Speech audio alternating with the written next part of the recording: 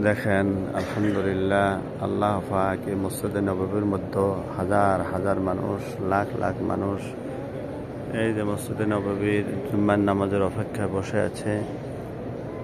এরা সব ইশকে রাসূল বিভিন্ন দুনিয়ার বিভিন্ন জায়গার থেকে আল্লাহ পাক এদেরকে এই আল্লাহর মনোনীত জায়গায় আল্লাহর দুস্থের বগলে নিয়ে আসছেন। আল্লাহ পাকের দুস্থ আমাদের দুজাহানের সরকার সৈয়দনা মুহাম্মদ রাসূলুল্লাহ সাল্লাল্লাহু আলাইহি ওয়াসাল্লাম। আমি যেদিকে ক্যামেরাটা ধরছি এই দিকে শুয়ে আছে, দেখা যাইতেছে না, খুঁটির আড়ালে পড়ে গেছে। এখান থেকে ভালোই দূর হবে, যেখানে আমি দাঁড়িয়ে আছি এখান থেকে অনেক দূর হবে, মোটামুটি ধরেন 200 মিটার খানি হবে।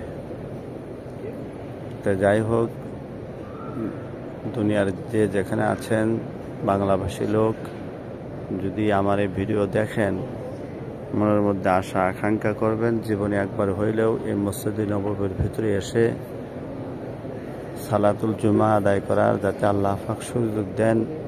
আল্লাহর কাছে এটাই দোয়া করবেন, আল্লাহ পাক আপনাদের মনের আশা পুরা করুক। ওয়া আখিরি দাওয়ানা আনিল হামদুলিল্লাহি রাব্বিল আলামিন।